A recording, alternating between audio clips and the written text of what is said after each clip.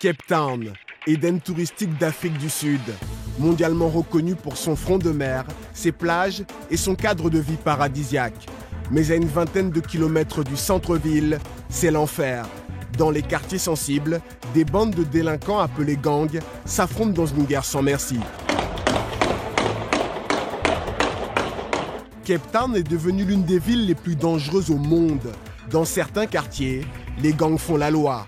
Trafic de drogue, rackets, assassinats, des milliers de criminels sèment la terreur parmi les populations. Ils nous dépouillent en pleine rue lorsqu'on revient du travail, qu'on prend un taxi et même quand on va faire nos courses.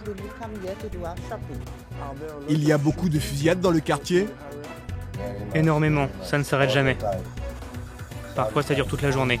Pour contrer cette menace, la police déploie ses troupes d'élite qui traquent sans relâche les criminels les plus endurcis. Police! Comment la police anti-gang mène-t-elle ses enquêtes? Parviendra-t-elle à neutraliser les gangsters déchaînés? Je m'appelle Régis Camdem, je suis journaliste. Voici mon enquête à Cape Town, au cœur de la police anti-gang.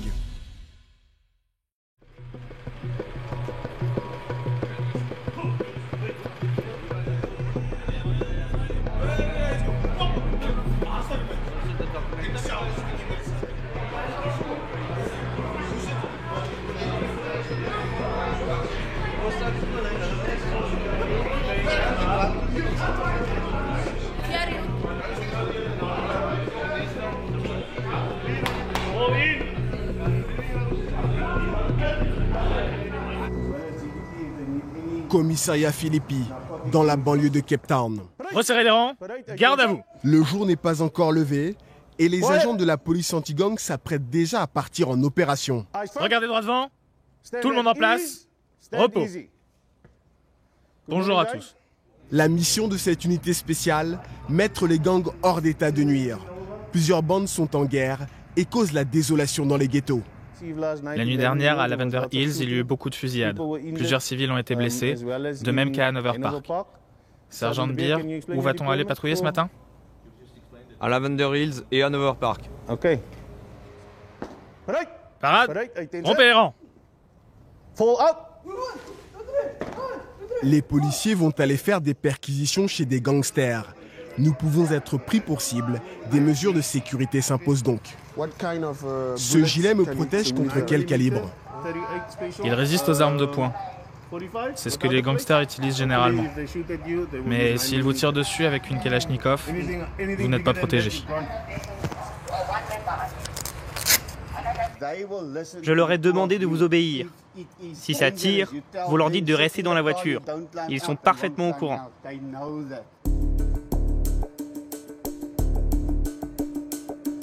L'unité est composée de 85 hommes. Chaque jour, ils se déploient dans les quartiers les plus dangereux et se déplacent en convoi.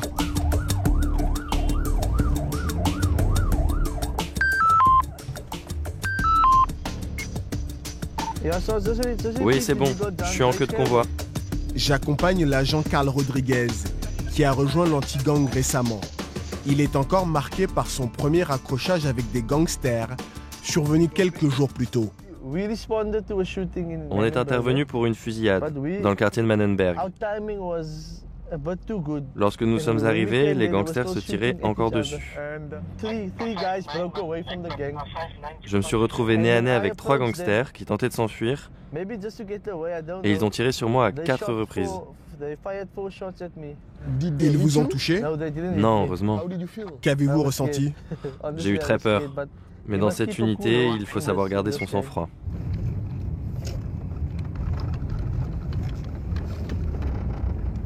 Là, nous sommes dans le ghetto Hanover Park, l'un des plus affectés par la guerre des gangs. Les policiers vont faire des fouilles dans des maisons suspectées d'abriter soit de la drogue, soit des armes à feu. Ils commencent à courir devant nous. Let's go, let's go, let's go. Let's go. Let's go. Oh.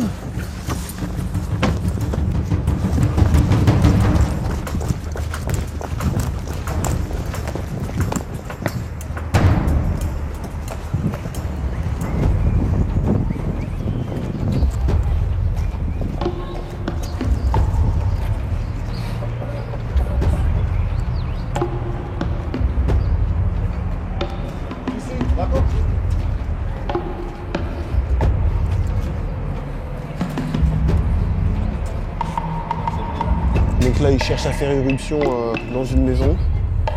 C'est dangereux parce qu'on peut peut-être tirer sur nous.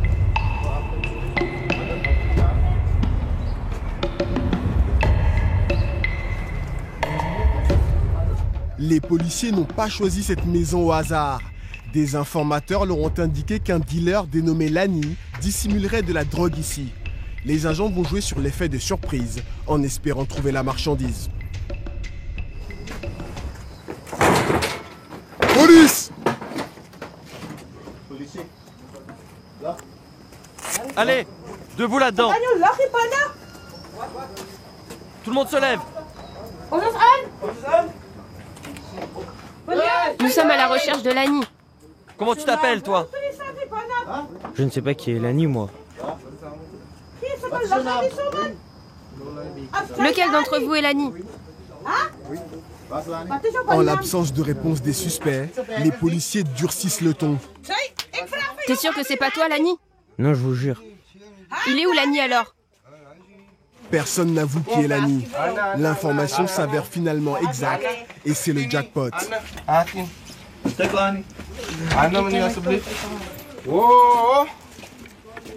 Qu'est-ce que c'est?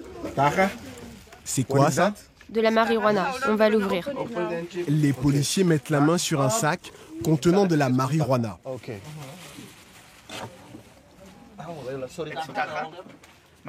C'est de la marijuana enveloppée dans du papier journal.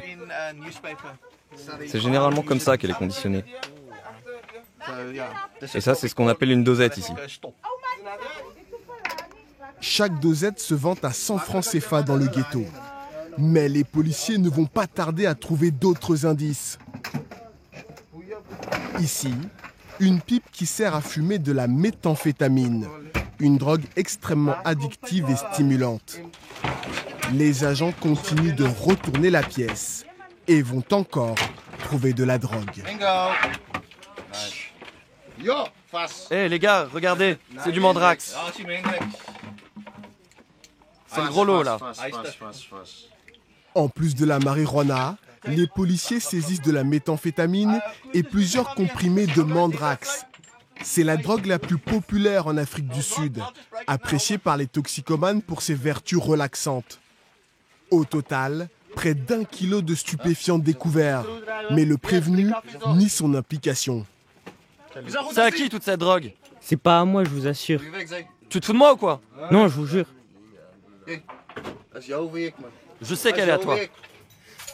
Que va-t-il advenir des deux suspects? On va les arrêter pour possession de drogue. À la clé, jusqu'à 3 ans d'emprisonnement pour chaque suspect. Les policiers font des saisies de ce type presque tous les jours. La drogue fait des ravages dans les quartiers et rapporte chaque année des milliards de francs CFA aux trafiquants. Un marché colossal contrôlé par les gangs. Vous pensez qu'ils sont membres d'un gang? Bien sûr. Comment le savez-vous? Il n'y a que les gangs qui détiennent de telles quantités de drogue. Quand il s'agit de consommateurs, on trouve 1 ou 2 doses. Mais quand on saisit plus que ce qu'on peut consommer en une nuit, alors c'est du trafic. De quel gang s'agit-il? Ils appartiennent à quel gang d'après toi? Les Ghetto Kids. Comment le savez-vous? On est sur leur territoire. En attendant leur procès, direction la prison pour les 2 dealers. Mais l'unité anti-gang ne va pas s'arrêter là. Le convoi reprend la route pour une nouvelle perquisition, à la recherche d'armes à feu.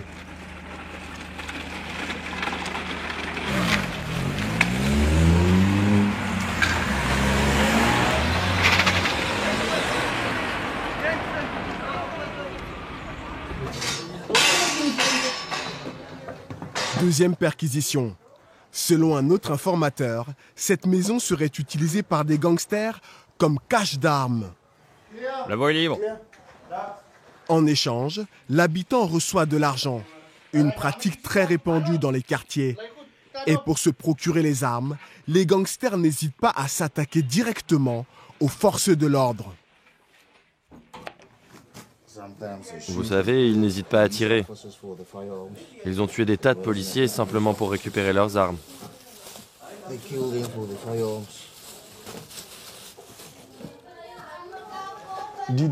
Ont-ils essayé de vous tuer pour récupérer la vôtre? Ah, plein de fois. Ils m'ont tiré dessus à plusieurs reprises. Quasiment tous les agents ont failli perdre la vie lors d'affrontements avec les gangs. C'est le cas de Rosemary, l'une des 2 femmes qui composent l'unité. Elle est passionnée par son travail et a appris à vivre avec le danger. Mais sa famille supporte de plus en plus mal son métier. Ils sont très inquiets et n'aiment pas ce que je fais, car ils ne savent jamais si je vais rentrer vivante à la maison. Et la plus inquiète, c'est ma fille. Risquer sa vie tous les jours face à des gangs qui semblent invincibles. On mène une bataille perdue d'avance. Il y aura toujours des armes et de la drogue dans les ghettos, car il y en a beaucoup trop dans ce pays, particulièrement ici à Cape Town. Cette guerre, on ne la gagnera jamais. Une bataille perdue d'avance qui peut éclater à tout moment. Il y a une fusillade. Vite, faut partir. Dépêchez-vous, ça canarde. Vas-y, filme. Il y a une fusillade. Plusieurs coups de feu éclatent non loin d'ici. Les policiers se précipitent dans la direction des tirs en espérant intercepter le ou les tireurs.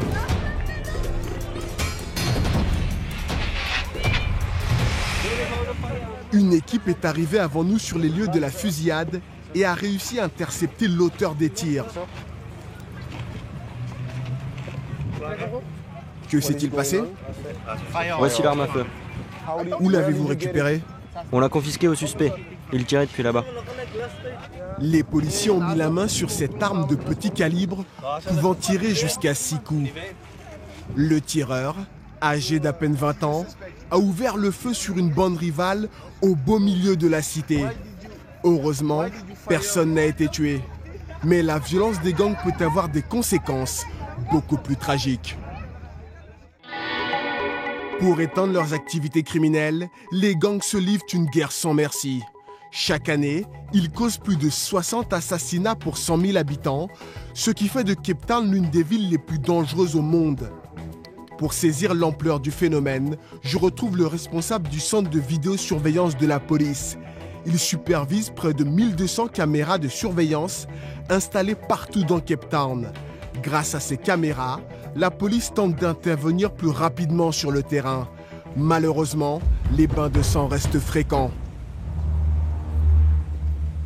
Sur ces images d'archives, 2 gangs rivaux s'affrontent en pleine rue. La rixe commence par des jets de pierre.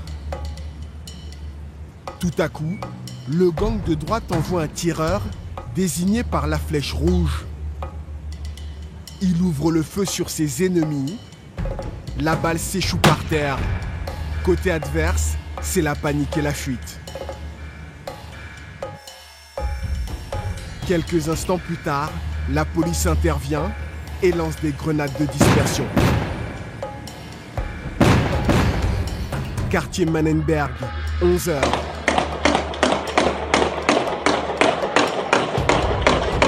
Un tireur des Hard Living tire à l'arme automatique sur les Dixie Boys. Pour conquérir de nouveaux territoires, les gangs ont transformé Cape Town en véritable zone de guerre, où ils s'entretuent quotidiennement.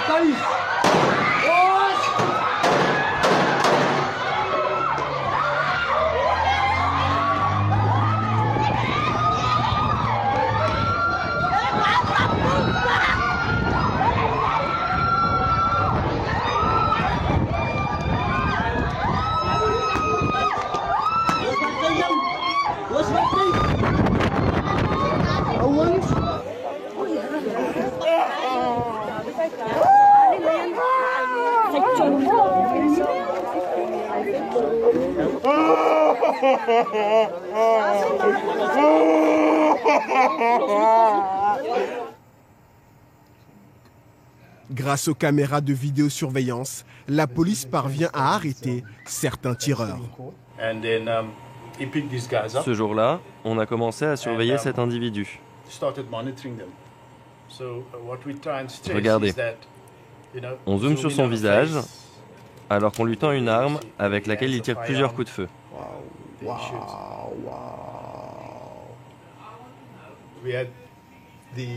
Nous avions une équipe sur le terrain qui l'a arrêté. Et c'est grâce à la capture d'écran que j'ai prise et que je leur ai envoyé.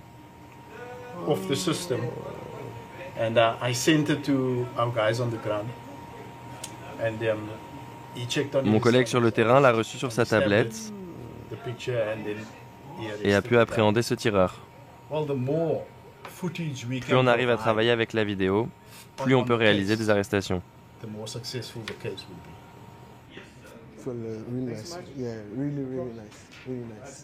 En plus de l'utilisation de la vidéosurveillance, la police effectue un important travail de cartographie des territoires des gangs pour mieux surveiller et appréhender les criminels. Je retrouve Charlène Moses, qui centralise les informations sur les zones d'influence des gangs. Cape Town en compte une centaine, qui totalise près de 150 000 criminels. Le quartier de Manenberg, parmi les plus touchés, voit s'affronter une quinzaine de bandes. Ça, c'est Manenberg. Chaque post-it représente un gang et le territoire qu'il contrôle. Actuellement, il y a une guerre à Manenberg, car les Hard Livings ont attaqué plusieurs planques des Americans pour prendre des armes et de la drogue. Du coup, les Americans veulent se venger. En plus de l'identification des territoires, la lutte contre les gangs nécessite de connaître la composition des bandes. Identité des leaders, taille, nature des opérations. Je retrouve le lieutenant Debir, qui enquête sur l'un des gangs les plus meurtriers. Ça, c'est le boss. À l'actif du gang, trafic de drogue, prostitution, racket, le sergent a reconstitué l'organigramme du réseau. Au total, il supervise entre 150 à 200 soldats. D'après vous, quel est le chiffre d'affaires réalisé par le gang? Je dirais entre 15 à 20 millions de francs CFA par semaine. Assassinats, activités criminelles, les gangs sèment la terreur dans Cape Town. Mais d'où viennent-ils et pourquoi sont-ils aussi nombreux?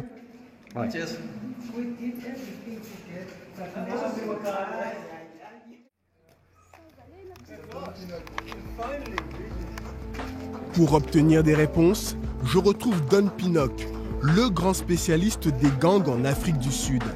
À la fois journaliste d'investigation et criminologue, Don Pinnock étudie le phénomène depuis plus de 40 ans. Sa dernière enquête sur les gangs de Cape Town est l'ouvrage de référence sur le sujet. Selon lui, le premier gang est né dans les années 50. Ça, c'est la photo des globes, l'ancêtre des gangs. Ils sont apparus dans le centre-ville de Cape Town. Regardez comme ils sont élégants. Au début, ils formaient un groupe d'autodéfense pour protéger leurs voisins contre les petits délinquants. Mais petit à petit, leur pouvoir s'est agrandi, ils se sont procurés des armes et ont sombré dans la criminalité progressivement. D'autres gangs se sont formés et ont commencé à les affronter. Problème, au début des années 50, à la mise en place de l'apartheid, le gouvernement fait passer des lois de ségrégation spatiale qui expulsent les populations de couleur du centre-ville de Cape Town et les force à s'installer en banlieue. Des millions de familles sont transférées dans des ghettos. Déracinées, sans travail, elles ne parviennent pas à s'adapter à leur nouvel environnement. L'alcoolisme et la toxicomanie explosent, mais aussi le nombre de foyers monoparentaux. Au fil des décennies, des millions de jeunes se retrouvent désœuvrés. En quête de repères, sans emploi, ils rejoignent les gangs et sombrent dans la criminalité pour survivre. Selon Don Pinnock, cette politique raciale est l'un des facteurs expliquant l'ampleur des gangs. 3 siècles de colonisation n'ont fait qu'empirer la situation. Ces populations de couleur ont été humiliées, traitées comme des moins que rien. Elles ont été maltraitées, expulsées avec violence de leur maison. Il est tout à fait normal qu'à un moment donné, elles demandent à être respectées. Face aux multiples injustices subies, elles ont emmagasiné une profonde colère que je ne trouve nulle part ailleurs en Afrique. La violence des gangs, un phénomène qui trouve son origine dans l'histoire raciste de l'Afrique du Sud, selon Don Pinnock.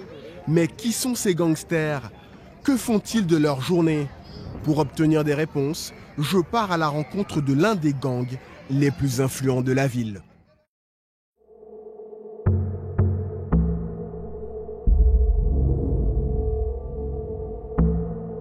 Ghetto d'Hanover Park.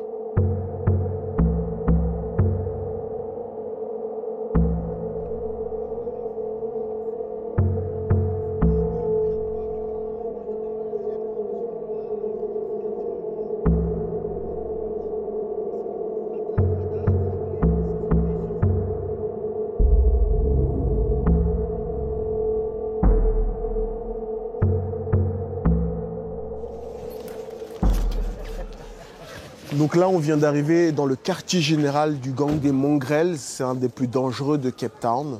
C'est la première fois que la maison qui nous reçoit accepte de recevoir un journaliste tel que moi pour une interview exclusive.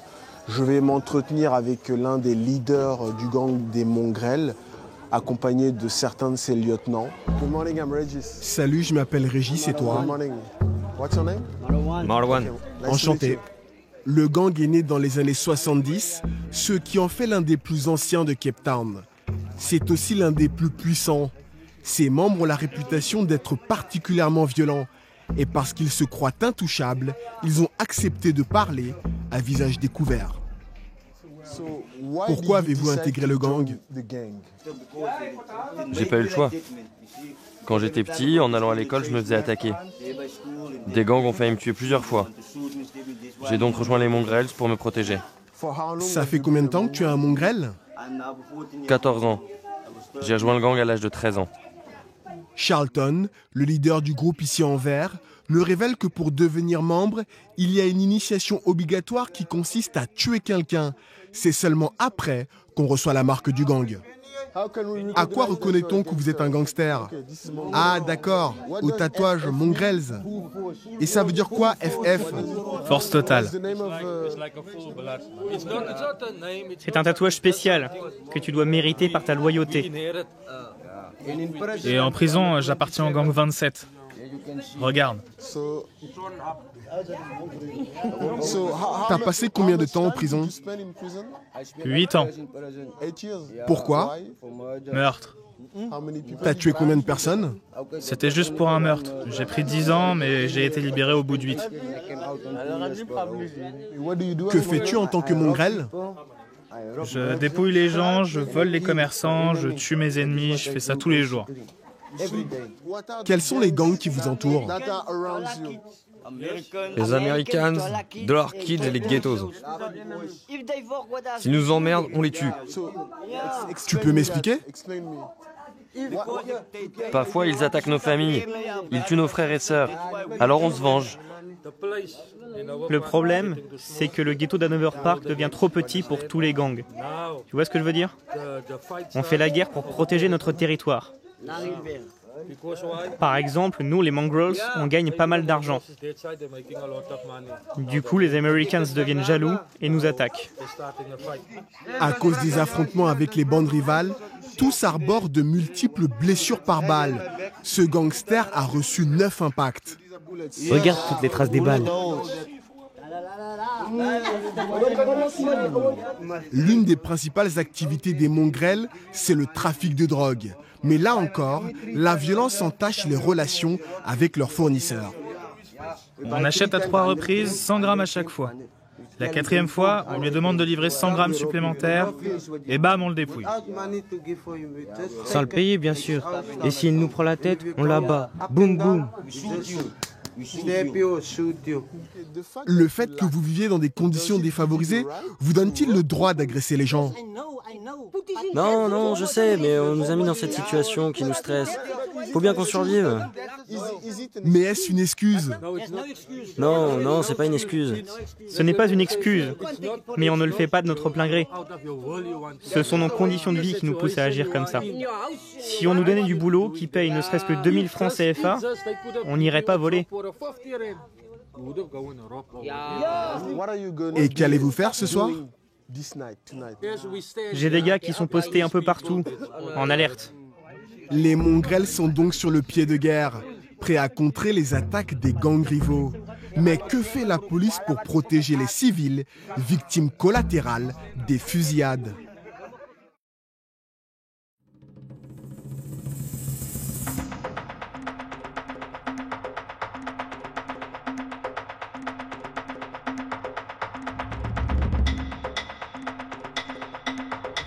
En fin de journée, je retrouve une nouvelle équipe de la police anti-gang pour des patrouilles dans le quartier Lavender Hills. Le sergent François, ici à droite, et son coéquipier Donovan Abrahams. Depuis quelques mois, plusieurs gangs prennent d'assaut le quartier et tentent d'étendre leur influence. Et ça commence par des graffitis sur les murs. Voici un graffiti. Il appartient aux Corner Boys. Ok, c'est comme ça qu'ils marquent leur territoire. Et la zone à droite est contrôlée par les Fast Guns. Regarde.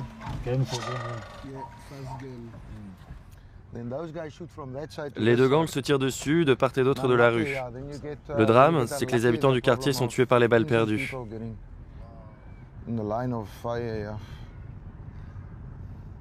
Mais ce qui complique le travail des policiers, c'est que les gangsters achètent la loyauté des populations locales afin d'avoir des alliés dans le quartier.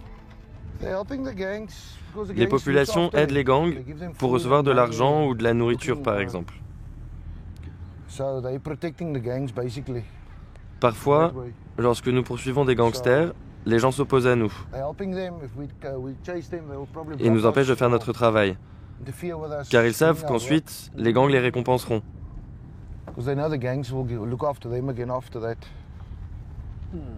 Le paradoxe, c'est que lorsqu'un de leurs enfants se fait tuer dans une fusillade, ils se plaignent et disent qu'on fait mal notre travail. C'est une situation vraiment compliquée. Une situation d'autant plus compliquée que les gangs fonctionnent comme de véritables entreprises qui cherchent constamment à ouvrir de nouvelles filiales.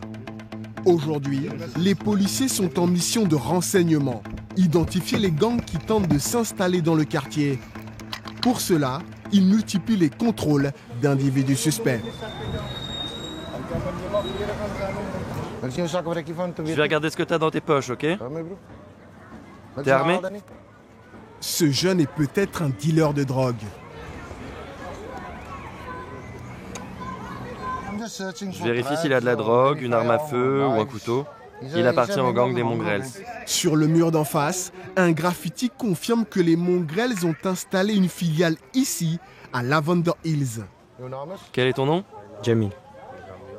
Jamil comment? Davis. Après avoir relevé l'identité du jeune homme, le policier peut mettre à jour son fichier. On fait une liste qui nous permet de savoir quel gang opère dans les différentes zones. À présent, par exemple, on sait où les Mongrels évoluent. J'ai reconnu les tatouages que ce jeune portait.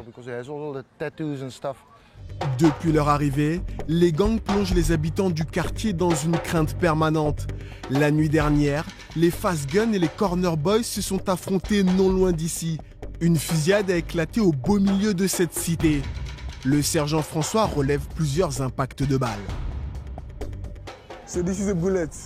Voici les marques des balles. Oui, c'est ça. Et à quelques mètres, des douilles. Aucun mort parmi les habitants, mais plusieurs maisons ont été touchées. Nous rendons visite à l'une d'entre elles. 2 balles ont traversé la fenêtre de cette famille, dont le père est encore sous le choc. Il y a beaucoup de fusillades dans le quartier? Énormément. Ça ne s'arrête jamais. Parfois toute la journée. Je n'ai pas les moyens d'acheter une maison ailleurs. Donc je suis obligé de rester ici et vivre avec les fusillades. Même si je risque de me faire tuer. Ce risque de mort soudaine touche désormais tout le quartier. Un peu plus loin, des voisines déplorent la montée de la violence à Lavender Hills. Certaines ont même déjà perdu plusieurs proches. 3 de mes enfants ont été tués dans des fusillades. Les tireurs arrivent par là-bas en courant avec leurs pistolets et ouvrent le feu en pleine rue. Quand je sors de chez moi, je regarde toujours à gauche, puis à droite. Et si je vois une voiture qui approche, je rentre, car c'est peut-être des tireurs embarqués. Là-bas, au bout de la rue, il y a une boutique, mais on ne peut même plus y envoyer nos enfants, car les fusillades peuvent éclater à tout moment. Ici, les gangs font régner la loi du silence. Ceux qui dénoncent les tireurs sont immédiatement liquidés.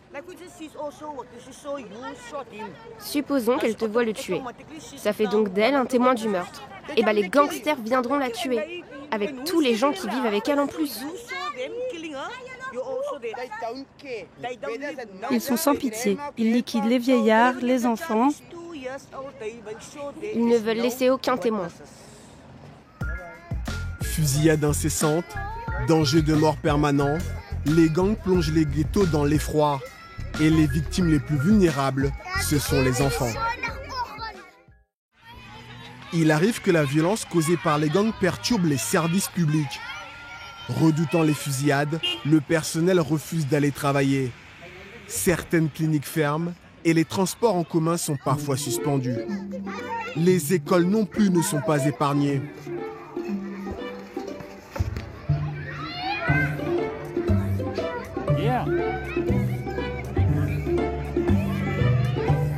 Je retrouve Brenda Manuel, directrice d'une école de Mannenberg depuis plus de 30 ans. Miss Manuel. Bonjour. Enchantée. Bonjour monsieur, je m'appelle Régis Kamdem. Pour protéger les élèves des coups de feu, la mairie a fait installer dans plusieurs écoles des grillages spéciaux tels que celui-ci. Ça, c'est un grillage réfléchissant. Ça veut dire que si une balle est tirée dessus, elle va tout simplement rebondir. En plus, comme vous constatez, il est assez haut pour éviter que les intrus ne pénètrent dans la cour. Cette rue devant s'appelle Rio Grande. Elle est particulièrement dangereuse. Les gangsters s'affrontent constamment sur ce terrain. Il y a un an, l'armée est même intervenue. Conséquence, l'école a dû fermer pendant plusieurs mois. Mais ce n'est pas tout. Les écoliers commencent à imiter les gangsters dès leur plus jeune âge. Dans cette école, la plupart des élèves appartiennent déjà à un gang. Si vous appartenez à un gang, dites-le. On ne va pas vous punir. Qui appartient à une bande en dehors de l'école? Par exemple, les Stupor Boys? Approche, Glenn. Tu appartiens à une bande? Oui. Comment s'appelle-t-elle? Connor Boys. Et combien êtes-vous? On est nombreux. Que faites-vous ensemble? On jette des pierres. Pourquoi? Parce que nos ennemis nous attaquent. Les enfants m'ont dit qu'ils admirent les gangsters à cause de leurs belles voitures, de l'argent, des jolis habits et du fait qu'ils contrôlent les gens. Voilà ce qui pousse les enfants à rejoindre les gangs. Ici, à Mannenberg, environ 80% des garçons appartiennent à un gang. On a même des enfants de 9, 10 ans qui sont des assassins. Les gangsters savent qu'un enfant n'ira pas en prison. Peut-être que Glenn est utilisé comme ça, car il est très intelligent. Comment la violence des gangs affecte-t-elle l'apprentissage des élèves? Certains sont vraiment traumatisés. Ils pleurent, hurlent en classe. Du coup, on a dû mettre en place des séances de thérapie. Des spécialistes viennent 1 à 2 fois par semaine pour apporter de l'aide psychologique aux enfants. Ça aide, mais ils ont encore du mal à se concentrer. L'autre problème, c'est que du coup, Pas mal d'enfants ne viennent plus à l'école par crainte de fusillade. Avez-vous des difficultés à recruter des professeurs? Oui, beaucoup. Les profs ne veulent pas travailler ici. J'ai 5 postes à pourvoir. Tout récemment, j'ai publié une annonce. J'ai reçu beaucoup de CV. Mais lorsque les candidats sont venus en entretien et ont vu le quartier, ils ont immédiatement retiré leur candidature. Personnellement, lorsque les violences éclatent, je ne m'absente jamais. J'ai trop peur qu'il arrive quoi que ce soit aux enfants ou à mes employés. Non pas que je puisse les défendre, mais je suis la directrice. Ils comptent sur moi. En tant que responsable, je veux montrer l'exemple. Délinquants juvéniles, troubles de l'apprentissage, absentéisme, les gangs pénalisent fortement la scolarité des enfants. Heureusement, à l'instar de la directrice Brenda Manuel, certains habitants des ghettos refusent de se victimiser et tentent de réagir.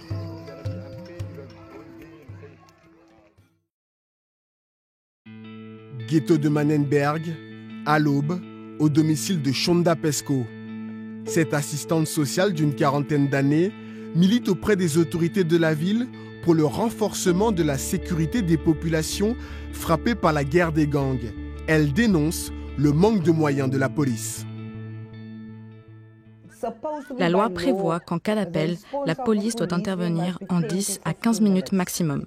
Ce n'est pas du tout le cas. Qu'en est-il? Parfois, ils ne répondent même pas. Shonda Pesco tente de mobiliser les populations afin qu'elles réclament une amélioration de la sécurité, qui est un service public que l'État doit garantir. Pour cela, elle organise des manifestations comme celle-ci. De plus en plus de personnes rejoignent le mouvement. La dernière marche a réuni près de 400 personnes qui se sont mobilisées à l'extérieur du commissariat de Manenberg. C'est vraiment beau la manière dont la communauté a fait cause commune. Je ne m'attendais pas à une telle mobilisation. Des gens que je ne connaissais même pas sont venus me remercier et m'ont assuré de leur soutien. Les gens ne supportent plus les gangs. Ils veulent que les choses changent. Je sens monter un ras-le-bol. Le ras-le-bol grandissant de la population suffira-t-il à obtenir une présence policière supplémentaire dans les quartiers? Car ce manque de moyens profite aux criminels. Certaines affaires d'assassinat restent non résolues, faute de policiers disponibles pour mener les enquêtes. Shonda Pesco me conduit au domicile d'une mère dont le fils de 14 ans, Yousri, a été assassiné par des gangsters sous ses yeux. Malheureusement, elle n'a toujours pas obtenu justice. Il m'a dit,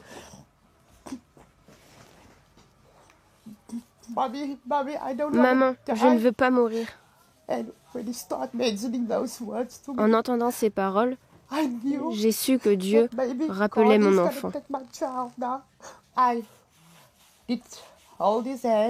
J'ai alors pris sa main et lui ai dit que son heure était venue.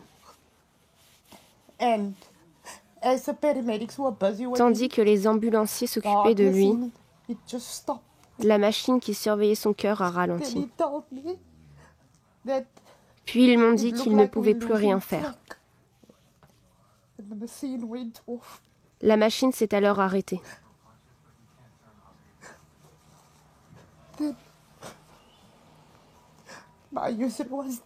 Et mon Yousri a rendu l'âme. Ensuite, un policier est venu m'interroger avec d'autres témoins, car Yousri connaissait ses assassins et m'avait donné leur nom.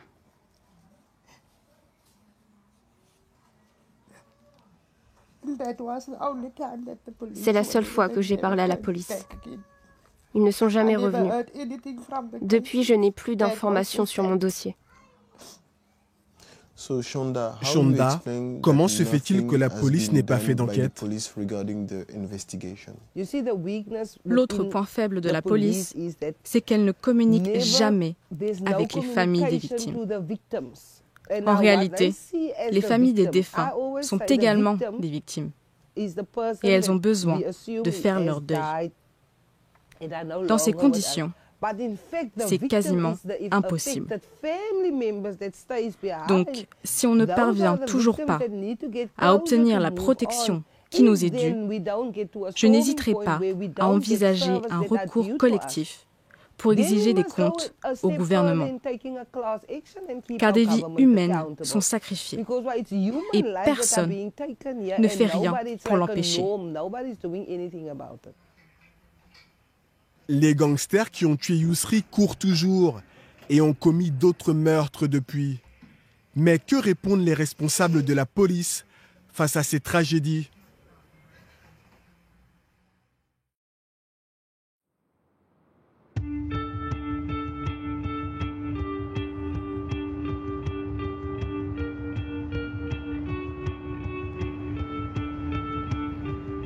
Afin de savoir si la police a pris des mesures pour mettre un terme à l'impunité des gangsters assassins, je me rends à la mairie de Cape Town. J'ai rendez-vous avec Jean-Pierre Smith, l'adjoint au maire en charge de la sécurité. Il m'explique que Cape Town est historiquement géré par la police nationale, service indépendant du sien.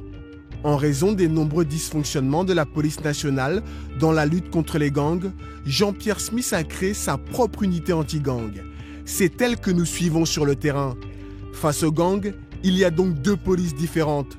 Selon Jean-Pierre Smith, c'est la police nationale qui poserait problème. En cas d'incident, les gens préfèrent-ils appeler la police municipale ou la police nationale? En qui ont-ils confiance? À qui préfèrent-ils donner des informations? Car s'ils les donnent à un agent de la police nationale, ce dernier les dénoncera aux gangsters. Mes hommes ne font jamais ça. La police nationale connaît trop de dysfonctionnements. En plus, nos procureurs sont mal formés et débordés. Trop de juges sont corrompus. Beaucoup trop de policiers sont de mèche avec les gangs. Résultat, le taux de condamnation n'est que de 3%. Ça veut dire que si vous êtes un gangster et que vous me tuez, vous n'aurez qu'une chance sur 33 d'aller en prison. Pour enfoncer le clou, Jean-Pierre Smith évoque le cas de l'officier de la police nationale Chris Prinsloo, ici en vert lors de son procès. Il a été condamné l'an dernier à 35 ans d'emprisonnement pour avoir vendu des armes à des gangsters dans les ghettos de Cape Town. Il leur a vendu plus de 2000 armes à feu, des armes qui ont servi à commettre plus de 1000 assassinats. On a fait le suivi, 100 assassinats par an pendant 10 ans. Les gangs prospèrent donc en partie à cause de la corruption qui gangrène la police nationale. Mais l'adjoint au maire reconnaît qu'il a sa part de responsabilité.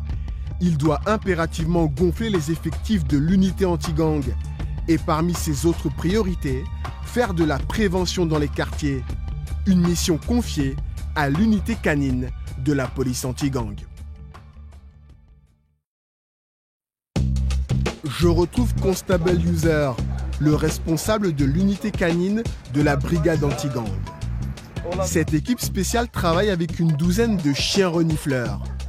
Parmi eux, ce labrador blanc, prénommé Ice. Dis bonjour. T'es un bon chien, toi. Aujourd'hui, Constable et Ice sont de sortie dans un ghetto pour une démonstration spéciale. Montrer aux habitants pourquoi les chiens sont les meilleurs amis des policiers. Quand je patrouille la nuit et que les gangsters me voient, ils sifflent pour alerter le quartier. Mon chien commence alors à s'agiter, du coup ça m'indique qu'il a entendu quelque chose. Et ça m'aide à être plus vigilant. Une ouïe très fine, et ce n'est pas tout. Grâce à leur odorat hyper développé, les chiens peuvent détecter de la drogue ou des munitions. C'est ce que l'agent va démontrer aux habitants du quartier Mannenberg. Pour la police, ces actions de proximité sont l'occasion de mettre les jeunes en garde contre les dangers de la drogue, mais aussi se faire des alliés parmi les populations.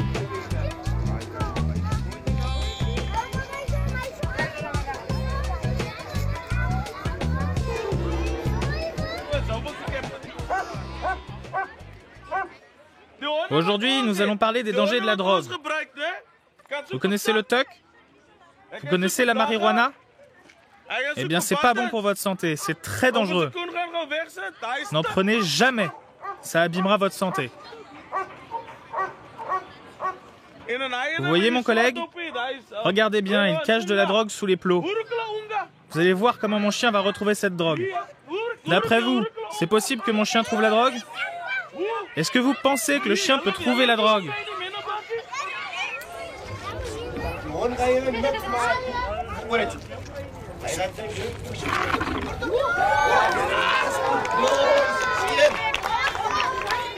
Le policier espère que le message est bien passé. Gare à ceux qui cachent de la drogue, car les chiens peuvent la retrouver. Il enchaîne avec une démonstration ludique, censée amuser les enfants et donner une image plus sympathique de la police.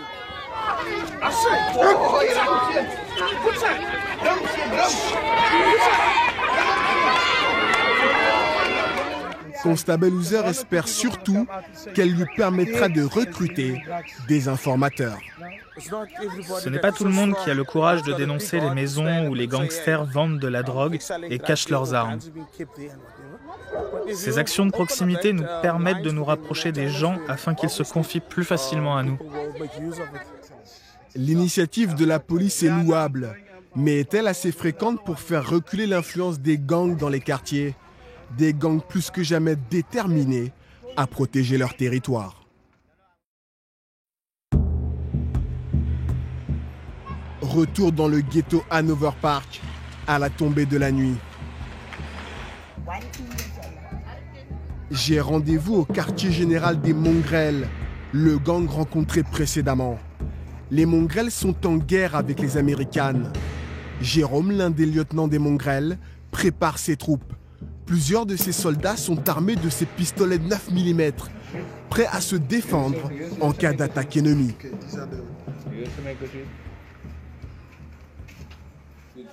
J'ai positionné des gars un peu partout sur notre territoire. Ils montent la garde, au cas où nos ennemis débarquent. Et s'ils vous voient? Mes gars sont discrets. S'ils me voient, je tire. En cas d'attaque, on devra riposter. C'est de la légitime défense.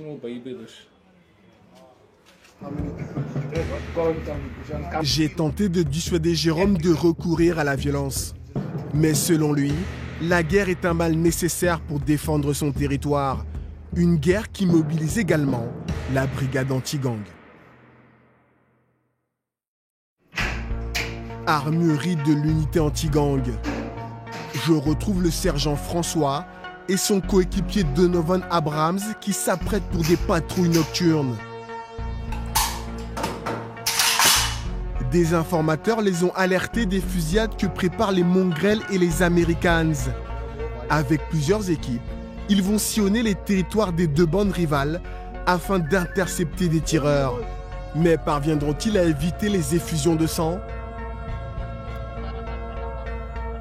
Les habitants du quartier sont bien conscients du danger. Cette dame apeurée s'empresse de rentrer chez elle, redoutant que des coups de feu n'éclatent. Tout va bien, madame? Vous pouvez me prendre avec vous? Non, désolé, on est en patrouille, mais dépêchez-vous de rentrer. Message reçu, on y va. Les agents sont toujours à la recherche de tireurs envoyés commettre des assassinats. Vas-y, fonce! Tout à coup, un message radio leur signale que 2 suspects ont été arrêtés par une autre équipe de la brigade anti-gang. Il faut faire très vite pour éviter que des criminels ne tendent une embuscade aux policiers. L'un des suspects est plaqué au sol par mesure de sécurité. Les collègues sont arrivés au bon moment et ont pu éviter le pire. Vous voyez, l'arme est chargée. On l'a confisquée sur 2 suspects qui s'apprêtaient à aller tirer sur un gang rival.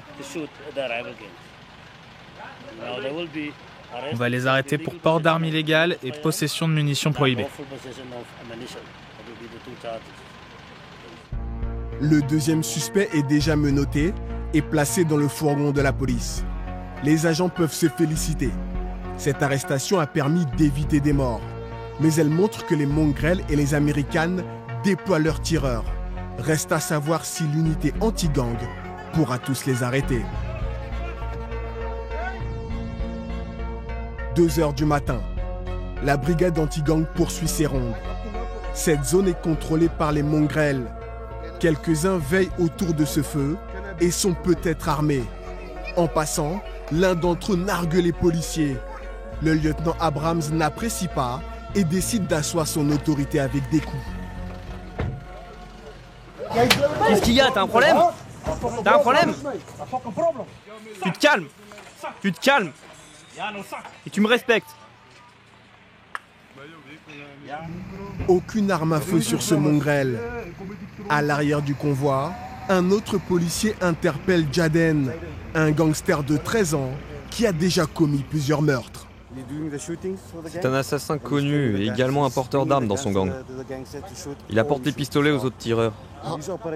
Il opère principalement à 2h ou 3h du matin. On l'a appréhendé plusieurs fois, mais on doit le relâcher car il est mineur. Cette bataille nocturne mobilise même les enfants. Le policier va immédiatement reconduire Jaden au domicile de ses parents. La patrouille continue. Les policiers n'ont entendu aucun échange de tirs. Malheureusement, à 3 heures du matin, l'unité anti-gang tombe sur un cadavre abandonné en pleine rue.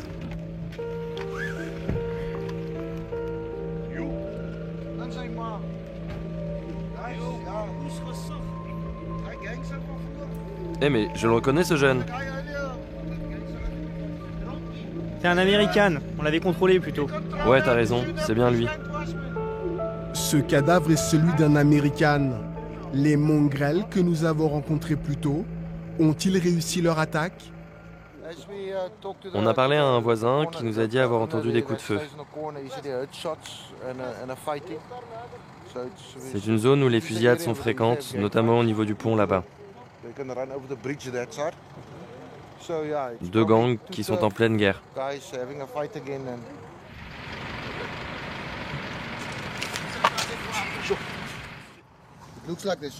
D'abord, on lui a tiré dessus. Il s'est alors effondré juste là. Vous voyez les blessures par balle sur la jambe.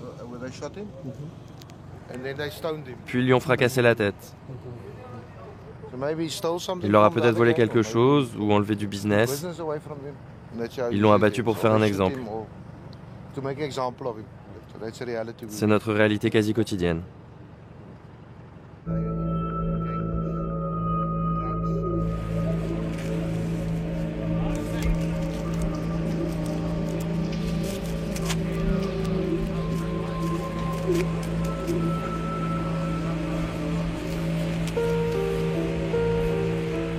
Oui, je le connais, c'est un pote à moi. Et lui, c'est son cousin. C'est un Américain? Ouais.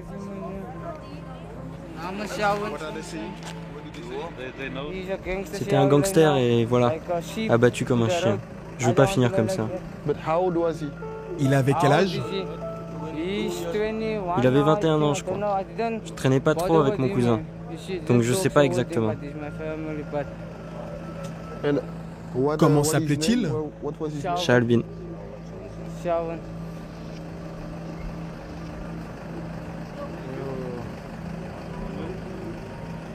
Vous voyez beaucoup de jeunes mourir comme ça? Bah ouais. C'est désespérant de vivre ici.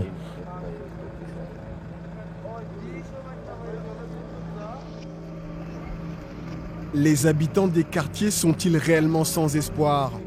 Comment mettre un terme à la guerre des gangs? C'est le défi que tente de relever une ONG qui transforme des gangsters en ambassadeurs de la paix.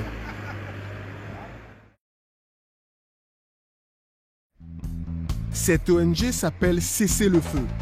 Son quartier général est basé ici, au cœur du ghetto Hanover Park, l'un des plus touchés par la guerre des gangs. Je retrouve son directeur, Craven Engel. Good morning, Pastor. Sa mission, convaincre les gangs de faire la paix. Pour cela, il tente depuis plusieurs mois de négocier une trêve avec les patrons de plusieurs bandes. Du jamais vu dans l'histoire du quartier. On est en train d'essayer de résoudre le conflit qui oppose les Americans et les Mongrels. Tout à l'heure, j'ai rendez-vous avec leur leader pour mettre en place un cessez-le-feu. Ils ont accepté de se parler. Donc c'est une opportunité énorme. Il y a eu tellement de victimes innocentes ces derniers mois que si on n'y parvient pas, ça va empirer. Pour avoir accès au patron des gangs, Craven-Engel a dû compter sur Suleiman, l'un de ses bras droits et ancien criminel. C'est grâce à lui qu'on a pu organiser la réunion. Il est le seul médiateur autorisé à m'accompagner. Pourquoi est-il le seul? Parce qu'ils lui font confiance. À l'époque, ils étaient partenaires de crime. Donc ils savent qu'il est fiable. Étais-tu au gradé? Quel était ton rang dans le gang? J'étais un tireur. L'un des meilleurs assassins. Convertir des gangsters en médiateurs. C'est la grande innovation de cette ONG, ouverte en 2013 et financée par la mairie de Cape Town. Elle emploie à présent une quinzaine d'anciens meurtriers. Craven-Engel et Suleiman ont rendez-vous dans un lieu secret où nous ne pouvons nous rendre. Bonne chance. Merci mon frère. Parviendront-ils à négocier la trêve?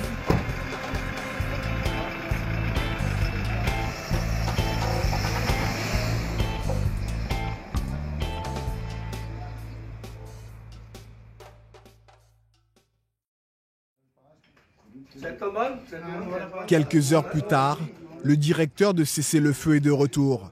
Parmi les 7 gangs qui ont assisté à la négociation, il n'y a que les Americans et les Laughing Boys qui ont accepté la trêve. Le conflit continue. On a encore du pain sur la planche. Craven-Engel demande donc à ses équipes d'intensifier leurs efforts. Pour cela, les anciens gangsters s'appuient sur la technologie. La mairie de Cape Town a fait installer des capteurs sonores sur les toits de certains bâtiments d'Hanover Park. Ces capteurs localisent le lieu et le moment où des coups de feu sont tirés. L'information est alors transmise sur les portables des médiateurs. L'application indique le nombre de coups de feu tirés durant les 7 derniers jours. Vous voyez, dans cette zone d'Hanover Park, 19 coups de feu ont été tirés. Ici, 12 tirs, et là, 4 tirs en 48 heures seulement. On peut alors faire une carte pour situer les endroits où il y a le plus grand nombre de fusillades. Je sais alors où envoyer mes médiateurs en priorité afin qu'ils interviennent auprès des gangsters les plus violents. Selon Craven-Engel, ce système aurait permis à ses équipes de réduire le nombre de fusillades de 30% depuis sa mise en place en 2014. Mais pour faire encore mieux, les médiateurs arpentent quotidiennement le ghetto d'Hanover Park. Aujourd'hui, Tassi et Abby sont à la recherche de situations à désamorcer. Justement, ils aperçoivent des membres du gang des Mongrels que nous avions rencontrés précédemment. Dans un gang, les soldats sont payés avec un peu de drogue pour leur consommation. Seuls les grands patrons s'enrichissent. Pour survivre, les membres sont donc obligés de commettre des délits. Comment allez-vous trouver l'argent là? On va aller voler. Voler quoi? Téléphone, argent, bijoux. Tassi et Abby vont alors tenter de les dissuader. Je sais que c'est pas facile pour vous en ce moment, mais je suis en train d'essayer de vous trouver du boulot. Donc tenez-vous à carreau. Ouais, mais c'est vraiment dur. Ça va prendre combien de temps? Ça avance. Faites un effort. N'attaquez plus les gens, ok? Ok, Tassi, on veut bien sérieusement, mais bon, c'est vraiment la galère.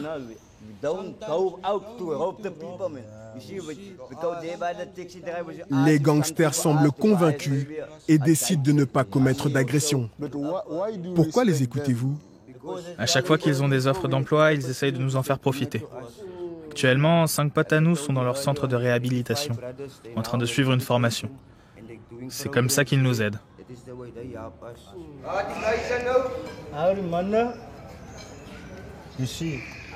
Parfois, j'intercepte des gars avec leurs pistolets alors qu'ils sont en train d'aller tuer des gens. Il m'arrive de leur donner 5000 francs juste pour les calmer, et ça marche. 5000 francs, c'est rien par rapport à une vie. C'est ça la médiation. On tente de modifier la mentalité et le comportement des gangsters. Une méthode qui semble efficace. Quelques instants plus tard, l'un des mongrels est de retour. Cette dame, c'est ma voisine. J'aide en portant son sac et je l'escorte jusqu'à son domicile pour qu'elle rentre en sécurité. Tu comprends? Le mongrel joue les gardes du corps en échange d'un peu de nourriture, un moyen de gagner les faveurs des habitants du quartier. Il y a tellement de gangs à Hanover Park. Du coup, c'est très dangereux de vivre ici. Ils nous dépouillent en pleine rue lorsqu'on revient du travail, quand on prend un taxi et même quand on va faire nos courses. C'est vraiment invivable. Que font les mongrels? Ils m'aident tout le temps. Ils portent mes affaires ou me défendent lorsque j'ai des problèmes avec des gens. Ce mongrel a donc choisi de faire une bonne action. Mais il n'a pas encore décidé de quitter son gang. Contrairement à Tassi, qui a sauté le pas il y a 2 ans. Sur le chemin qui mène à son domicile, il relate ses 15 années passées au sein des mongrels. C'est Tarwa, sa femme, qui a été la source de sa motivation pour changer de vie. Enchanté, je m'appelle Régis. Tarwa. Comment s'appelle-t-elle? Maya. Tassi et Tarwa se sont connus il y a 8 ans et sont les parents de 3 enfants. C'est par amour pour eux qu'il a renoncé à sa vie de mongrel. Mais le changement n'a pas été facile.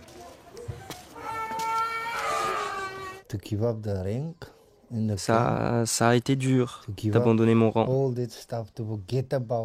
mon pouvoir et aussi de renoncer à l'argent facile. En quittant le gang, je suis redevenu un gars lambda. Parce que devenir capitaine au sein d'un gang, ça demande énormément d'implication, des années d'efforts. Vous devez être fier de lui. Je suis très fière de mon mari. Il a énormément changé. Il n'était pas aussi calme avant. C'est le jour et la nuit. Sortir d'un gang et changer de vie est donc possible. Mais Tassi a dû obtenir l'autorisation de son chef avant de quitter les mongrels. Un chef qui lui aussi commence à aspirer à une nouvelle vie. Je retrouve à son domicile Charlton, l'ancien chef de Tassi au sein du gang des mongrels. L'épouse de Charlton et son fils de 17 ans supportent de plus en plus mal sa vie de gangster. J'aime pas ça du tout. Pourquoi? Parce qu'à chaque fois qu'il sort, il risque de se prendre une balle dans le dos. J'en ai marre. Tu lui demandes souvent de quitter les mongrels? Oui, souvent. T'écoute-t-il? Je sais pas. Qu'as-tu à répondre à ton fils par rapport à tout ça? Il m'a déjà demandé d'arrêter de dealer de la drogue et tout le reste. Je lui ai dit que je comptais gagner ma vie différemment. Le problème, c'est que ça ne se fait pas en claquant des doigts. C'est pas facile et ça demande du temps. Mais s'il abandonne le trafic de drogue, de quoi sa famille vivra-t-elle? Et que deviendront ses soldats? Pour préparer sa reconversion, Charlton s'est lancé dans une activité plus légitime. Il a créé une entreprise de collecte de déchets plastiques. Son local est installé en plein ghetto d'Hanover Park, à quelques mètres seulement de son domicile. Donc c'est ton entreprise ici.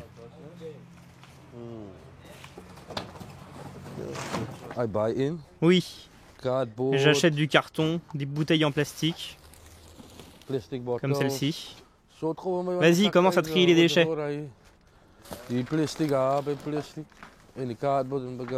Regarde, il est en train de regrouper les variétés de plastique dans des sacs séparés.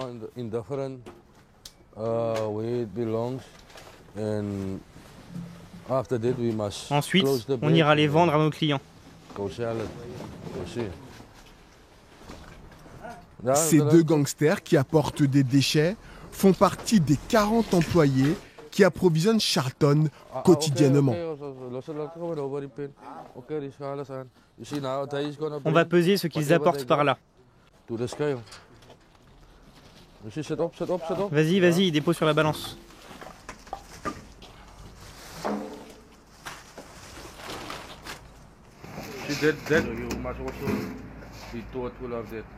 Tu vois, regarde, ça pèse 2,2 kg au total.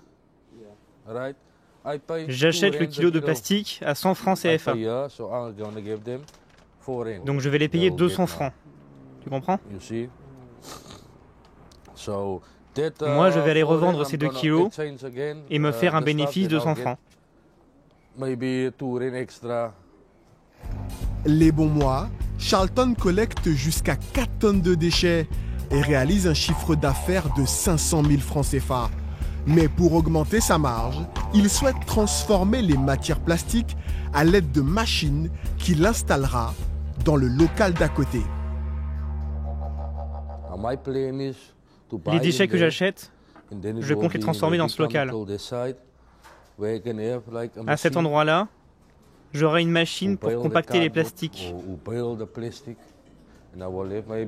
Par là-bas, une autre pour les broyer en granulés.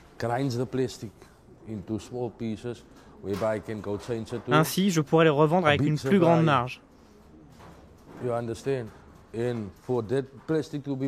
Mais certaines opérations nécessiteront de la main-d'œuvre. Donc je pourrais créer des emplois. Problème, les autorités refusent de lui délivrer une autorisation d'exercer parce qu'il est un gangster.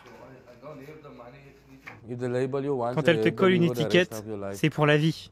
Les autorités ne croient pas qu'on peut changer. Pourquoi pleures-tu? Tu sais, c'est vraiment pas facile de changer de vie. Je fais de mon mieux, mais le gouvernement ne m'aide pas. Je ne fais pas ça que pour moi, c'est aussi pour mes gars. Moi, j'ai les moyens de quitter le ghetto quand je veux, c'est très facile. Et après, en tout cas, j'abandonnerai jamais mon projet. Tu peux me croire, j'irai jusqu'au bout. Charlton parviendra-t-il à laisser derrière lui son passé criminel et à se réinsérer dans la société? Une transition compliquée, mais que l'ONG Cessez-le-Feu s'emploie à réaliser. Je retrouve Tassi et Abi, les médiateurs de Cessez-le-Feu. Direction le Camp de la Joie. C'est le nom du centre de réhabilitation de l'ONG, situé à une vingtaine de kilomètres du ghetto Hanover Park. Dans un cadre idyllique en bordure de mer, le Camp de la Joie accueille une trentaine d'anciens gangsters. C'est là que les médiateurs de Cessez-le-Feu les aident à devenir d'honnêtes citoyens. Le directeur s'appelle Albert Matthews, lui aussi un ancien gangster. Bonjour et merci de nous recevoir. Bienvenue. C'est très beau ici. Oui, c'est là que tout recommence. Le changement, ça commence ici. Le programme de réhabilitation dure 3 mois. Aujourd'hui, les pensionnaires vont devoir définir un objectif professionnel. Le but, les amener à changer l'image qu'ils ont d'eux-mêmes, se voir autrement que comme un criminel, une prise de conscience indispensable au changement. Dites-moi, quel était votre rêve avant que vous ne commenciez à vous droguer et à être un gangster?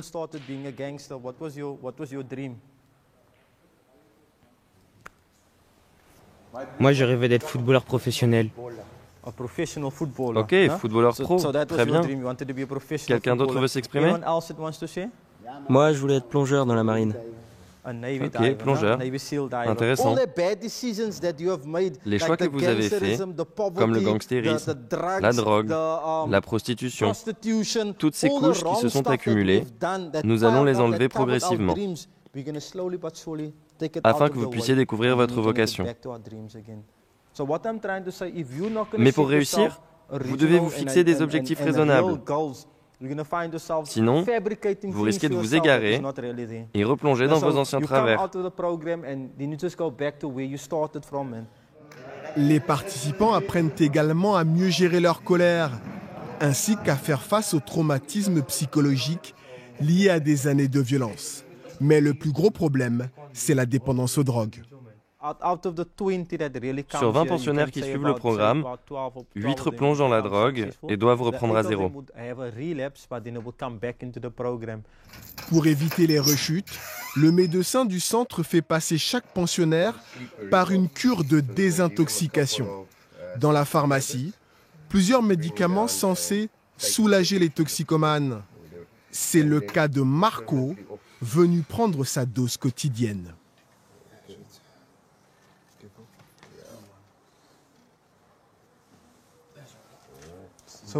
Comment vous sentez-vous? J'ai envie de dormir. Expliquez-moi. Expliquez-moi. Comment se passe votre cure de désintoxication? J'ai intégré le programme hier. C'est très dur car je suis toujours sous l'effet des drogues que j'ai prises hier. Je suis accro à l'héroïne. Arrêté cause de vives douleurs et une forte sensation de manque. Le médicament est censé diminuer ces symptômes, mais c'est vraiment pas facile. Au fond du dortoir, Albert encourage Johnny, un nouvel arrivant. C'est Albert qui avait enrôlé Johnny dans un gang. Et c'est également Albert qui l'a incité à rejoindre le centre. Comme on dit au camp de la joie, il n'y a qu'un ancien gangster qui peut en aider un à changer de vie. J'étais accro aux drogues et au gangstérisme. Sans son soutien, je ne serais pas ici aujourd'hui. Avant, il était mon patron au sein du gang. À présent, il influence ma vie dans le bon sens. Une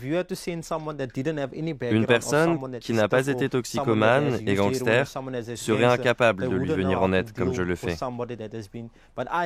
Car j'ai été comme lui. Donc je sais ce qu'il traverse. Avant, j'étais un poison. Aujourd'hui, je suis l'antidote. Une fois qu'ils en sont aptes, les pensionnaires reçoivent une formation qui les prépare à un emploi. Atelier de soudure, jardinage, maçonnerie ou informatique comme aujourd'hui.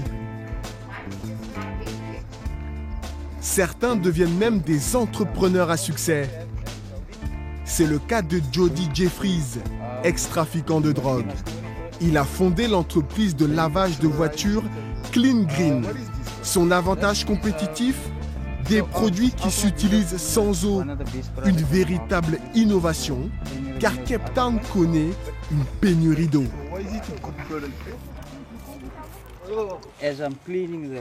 Le produit a une double action. Il nettoie et il polit. En plus, il n'y a aucun produit chimique ni agent décapant. Regarde, j'enlève les poussières et le goudron et fait briller la jante. L'effet brillant dure 2 semaines. Combien d'anciens gangsters emploies-tu? J'ai commencé avec une équipe de 20.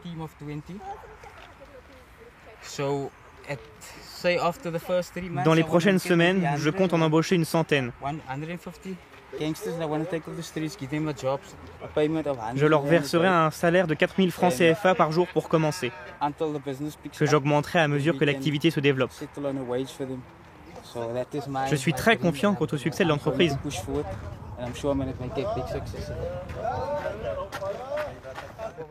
En 5 ans d'existence, le camp de la joie a reçu 380 pensionnaires tels que Jody. 60% ont réussi à trouver un emploi. L'enquête touche à sa fin. Elle a révélé que les gangs sont devenus de véritables ennemis publics numéro 1 à Cape Town, qui mettent à mal le quotidien de milliers de familles. Face à ces criminels, la police anti-gang mène une politique de répression intensive, mais qui nécessite un accroissement des moyens. La bonne nouvelle, c'est que certaines associations gagnent du terrain en matière de réhabilitation des délinquants. Mais pour obtenir des résultats à plus grande échelle, les autorités doivent impérativement mettre en place des conditions favorables à l'emploi des jeunes des quartiers, afin qu'ils ne cherchent plus dans les gangs leurs moyens de survie.